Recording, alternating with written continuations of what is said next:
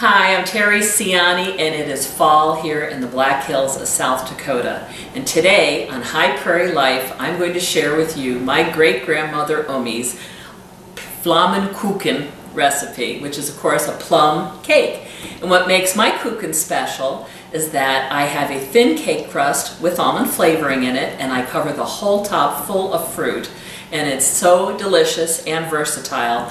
And my great-grandmother, of course, has since passed on, but now our family still shares this recipe and still looks forward to it every fall. I hope you enjoy this recipe as much as I do. When I bake, I always have a routine when I bake. I preheat my oven. Don't preheat your oven, say 10 minutes before you're going to bake something, because an oven actually cycles and it takes a little time for it to actually preheat to the temperature you want. Invest in a good old inexpensive oven thermometer as well. Everybody's ovens, and I've cooked in so many places, all vary in temperature, and really your temperature is huge. Sometimes you could vary 10 or 15 degrees. So go ahead, make sure your oven's preheated, and it really is the temperature that you need, and you're going to be a lot happier with your outcome. Now today, because I don't have all my family around me, I'm making a half recipe because I do not want to pick on this all day long.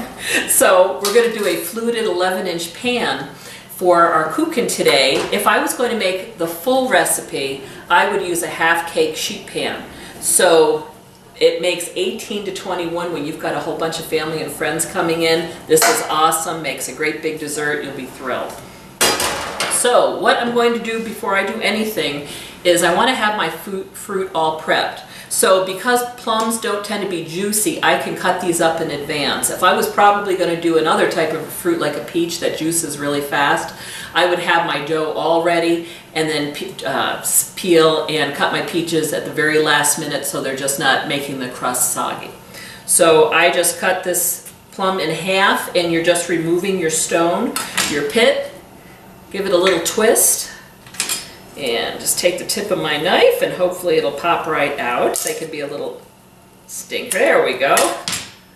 Pop that out. Now, the thing about a kuchen with the wonderful fruit, and what I love about it so much, is I like it pretty thick. So I'm not going to cut these really thin. You know, like if you cut apple pie and you cut each of your quarters and eighths and everything.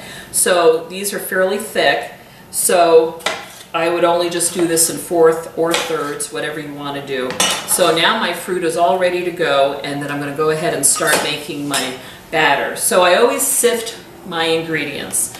The reason I sift, and this is what I love about food history, is years ago, of course, when they had grist mills, they'd get bits of bark and they'd get bits of stone and twigs in the wheat, so they'd always have to sift so you didn't break your teeth on the darn stuff. So anyways, we're adding a cup of cake flour with plus 2 tablespoons. You can use all-purpose flour in this recipe. I find the wheat blends aren't always consistent, so when I am baking and I want something very tender, especially for dessert, I will use cake flour, and that's why it always takes a couple of tablespoons extra. I think it's 1 cup of all-purpose equals 1 cup plus 2 tablespoons of cake flour. And that's what I'm using today for this half recipe. I also have some baking powder. I always buy aluminum-free baking powder. Can't control everything that we put in our bodies and what we're exposed to, but I certainly try to use as much that's good and healthy for us as possible. And then I also use kosher salt, so I'm using 1/4 teaspoon. Salt always, you don't need much in dessert, but it always enhances and actually makes whatever you're making taste a little bit better, a little bit sweeter. So I'm going to go ahead and just sift this, and I know a lot of times you think, oh, I don't really need to do that. I'm going to cheat and just dump it in there, but you'd be surprised. Even without having grist mills for us anymore, there's still lumps and chunks of stuff that I still come across, and you're still going to get a nicer mix if you do that. So, plus it's pretty. So I'm almost done, and I definitely do have a few little chunks in here, so I'm going to go ahead and just smooth those out, and let's see what I end up at when I'm all said and done. All right. So the flour has all gone through the sieve. I've got a little bit of the kosher salt because it is actually thicker than the sieve, and I'm going to go ahead and dump that. But now you can see how nice and floury and smooth that is. So I'm going to set this over here.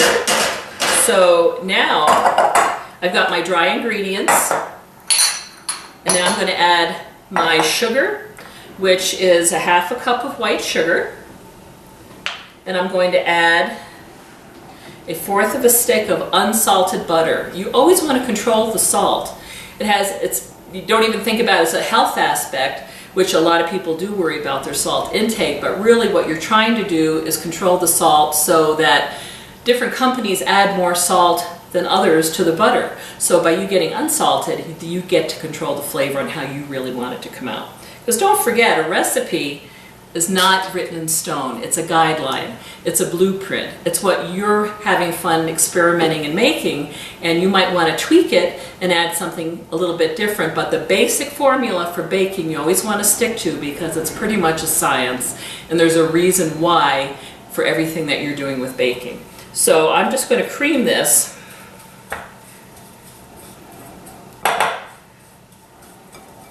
Now when I make Kuchen, I love apple Kuchen, which I can say Apfelkuchen if I was going to do it in German. Then you could also do a pear, maybe with some dried cranberries on top. What else? The Plum Kuchen, which is plum, which of course I'm using a fall plum. My favorite are the Italian plums. When I grew up, we had access to a lot of the Italian plums, which are those oval-shaped, really dark, deep purple plums. And I would just cut them in half and stand them up on their sides and just cover the entire pan with it, and it was just delicious. And I don't think you'll be disappointed with this type of a plum. So you can see how this is coming together, getting all nice and creamed. Now I'm going to add an egg. I have a lady friend down the road, her name is Elaine, and she's just a dear. She has her pet chickens and her pet turkey. And I will drive down on my little four-wheeler about once a week to get my eggs, and they're all organic, farm raised, but she's so funny. I have to honk my horn so she can run outside and give me all my eggs, because her pet turkey loves to peck at your feet, so he runs out there with her because he's her little bodyguard. So I stay on my four-wheeler, get my eggs, and I get a kick out of seeing all her chickens, and off I go, and I don't get pecked, so it's quite happy. I never crack my egg on the edge of my bowl because sometimes you're going to get chips. So I will start it on my counter or on the edge like this, and then open. And the one thing I love about her eggs, her yolks are almost orange. They're just gorgeous. So I'm going to incorporate this. And you know what? Oops. As careful as you try to be, sometimes stuff still happens and you just go with it. I've learned more from mistakes in cooking than I've ever done when it all comes out perfect. So don't ever get worried or intimidated if something doesn't come quite right. You reevaluate, you think, well, what the heck happened? What could I have done better? And before you know it, that next time is going to be even better. So now what I'm going to do is I'm going to add a half a teaspoon of almond extract. Make sure it's the pure. Do not use fake imitation. The flavor just is not as good. And this, oh, it smells so good. I love almond. So I'll set this aside, mix that in. Oh, I wish you could smell. We should have smell-o-vision. So I'm not going to add this little bit of, I have just a tablespoon of milk. It's not going to be a real wet dough or anything. So I'm going to incorporate our wet now with our dry, and then I will add our milk. Oh, let's see if I can turn this a little bit better for you so you can see. See how pretty and yellow that is? That's just from my little chickens down the road. And this really comes together very quickly. If I can encourage you for anything with baking, and actually with anything you make, if you get your ingredients out first and set them out on your counter before you start, inevitably there's a day where you think you had something you didn't. And this way it saves you the grief of having to run to the store last second, or you can't make it because you don't have what you had, or you started and then you ran out. So I'm going to start mixing this. And then I'm going to go ahead and add that 1 tablespoon of milk. Now when I bake or make puddings or whatever, I will use whole milk, I'll use half and half, I'll use whipping cream. I don't use skim milk or even a 2% because really every time you add fat to whatever you're baking, you're adding more flavor and you're adding more moisture. Really, skim milk is nothing but white water, and it will not add any fat to what you're making. So if you're going to splurge and make something totally delicious, use the real McCoy and you'll be so happy with your dessert. You don't have to eat all of it, but at least the bites you have are going to be awesome. So this did not make a lot of dough, as you can see. So I'm going to go ahead and spread this. Now this pan, I don't have to butter, flour, or anything because of the fact that this dough does have a lot of butter in it, so you don't need to grease this pan at all. So that's one less step to have to deal with. Now I'm just going to put this right in the pan, and then I'm going to use my spatula and spread it out. Well, I'll set that right there. Now, when you do this, and I'm going to hold this tart pan down a little bit, it might look like there's not much dough in your pan. Don't worry. That is going to rise up so nicely when you're adding all your fruit, and it's just going to be just enough of a complement to your fruit that it's not real thick or cakey, that you feel like it's overwhelming. So don't worry when you do your half sheet, it's just going to be thin, so don't fret. All right, so I'm just smoothing this out a little bit. And I love these little tart pans when I do make a half pan because I will circle the fruit and it looks like a flower when it comes out. It looks so pretty. All right, so there we are. That's it. Now I'm going to go ahead and put the fruit on top. And I literally start, and you want to stand your fruit up. If you lay it down, what's going to happen is, one, you're not going to have as much fruit because don't forget fruit cooks down. But what's going to happen is that it's going to get soupy and mushy. And this way, not only do you have this glorious colors, but also you're going to be able to pack it way tighter as well. So we're just going to keep going around in a circle until I get this all filled. And then when it bakes, the dough, like I said, is going to start pushing up from the bottom and come in between all the fruit. And I kind of stagger it a little bit. Again, you try to have a little fun. If you love to cook, I think you're also an artist, because cooking is an art. And part of it is making it pleasing to the eye. So that's why I'm having a little fun just going around in circles and making it look really nice. Now when it comes out of the oven, right away, we're going to take a pointed knife, just the tip of a knife, and we're going to go around the edge of every flute down on the side, because the bottom of the pan is going to just pop right out. But what's going to happen is fruit, of course, has sugar in it. And what's going to happen between that and also your dough, it's going to caramelize, and it's going to stick to your edges of your flute. So if you take a little tip of a knife and go ahead and run that up and down each one, then it'll pop. You can stick your hand under the pan, as you'll see, and it'll come out beautifully, and you could serve it on a nice cutting board. You could serve it on a beautiful cake plate, whatever you'd like to do, depending on what you're having for your family and friends.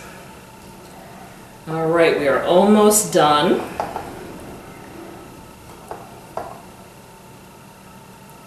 Of course, any extra plums that you have left over, you can have the kids have fun snacking on them and enjoy them.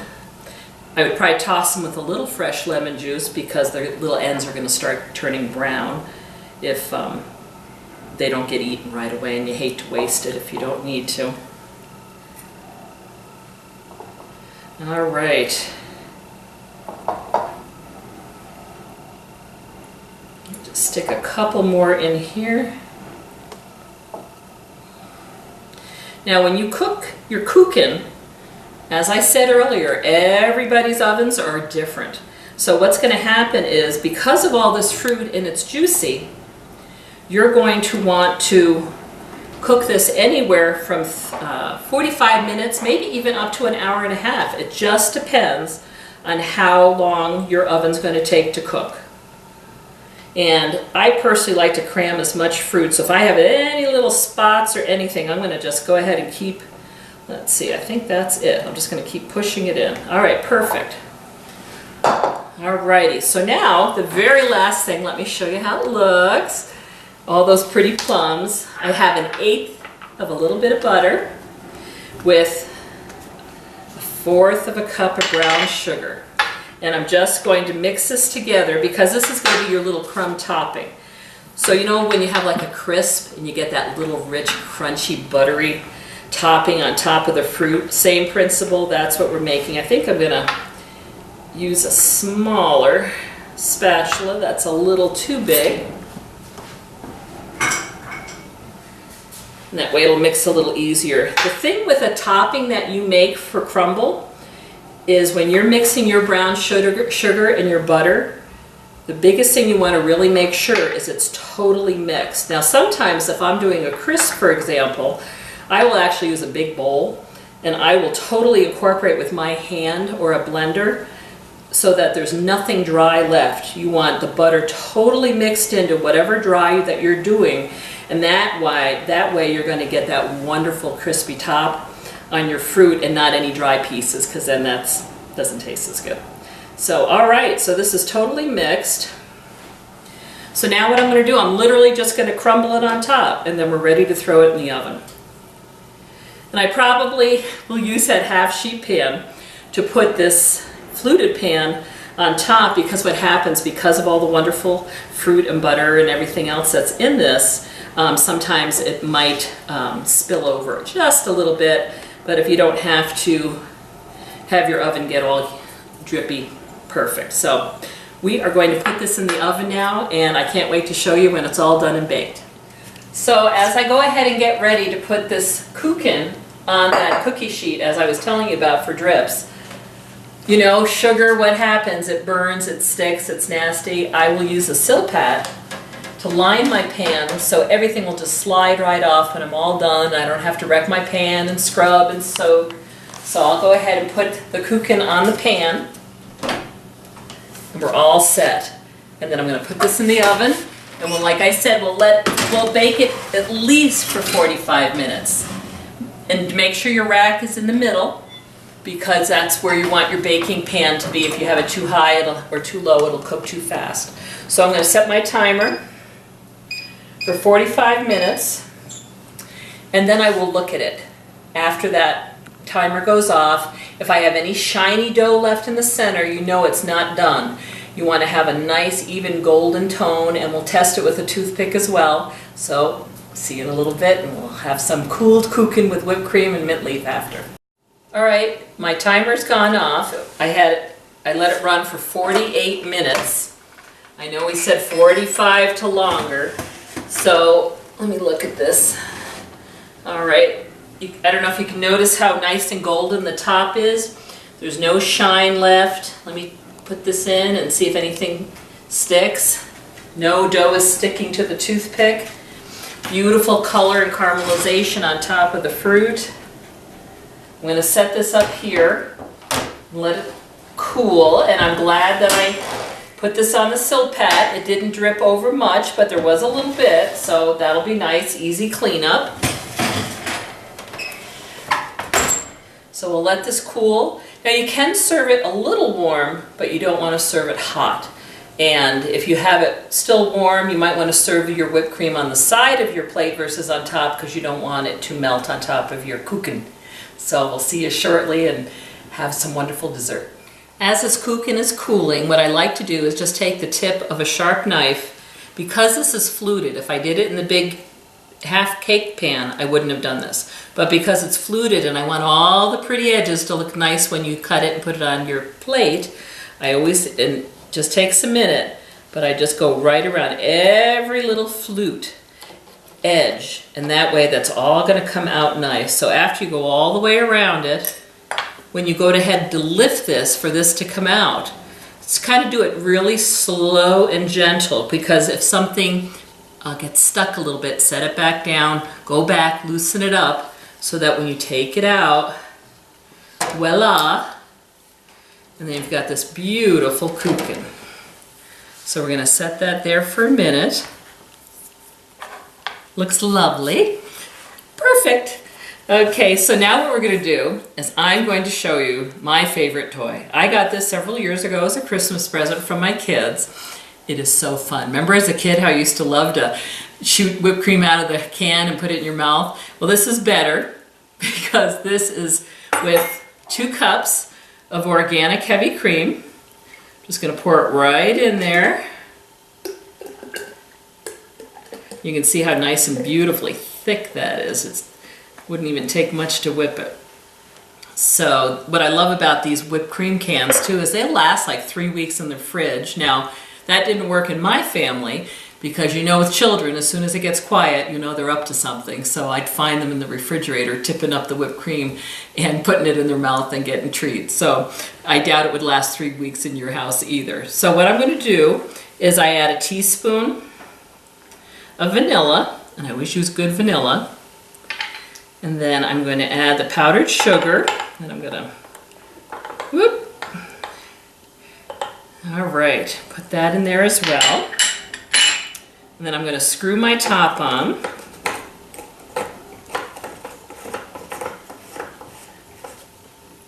All right, now you get a box. When you get one of these, it gets, I think there's 10 CO2 cartridges with it. So I just put it in this container right here. And I screw it on. And before I tighten it all the way, I put my finger over the top and just give it a shake because I want to mix in the powdered sugar and the vanilla. And I don't have to shake it much, just a little bit. So now when I screw this down, I'll be very quiet, so hopefully you can hear the CO2 release into the whipped cream container. And it instantly gets ice cold. So I just unscrew that. And you're going to want to throw that little CO2 container away because it's freezing cold. So I just put on the tip now so it makes it look pretty when you go ahead and decorate a pie or sundae or your kuchen. And I make sure it's nice and snug. Like I said, give it just another shake. So I'm going to cut into this now.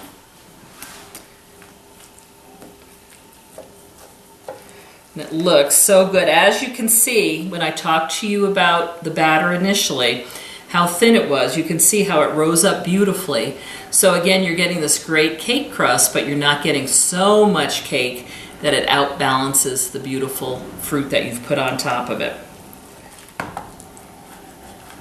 All right, let's set this on the plate.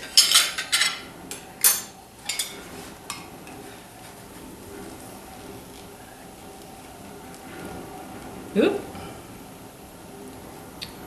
I don't want the edges to break. I'm gonna have to do this quickly. Whoop, there we go. All right, now I have to show you my fun little treat. You ready? Here we go. Doesn't get any easier than that. I love it, so cute. I still have a little bit of mint left in my garden. I have a pot growing right outside my kitchen door. You can put a little leaf right on it. And then now the fun part is I get to take a little bite.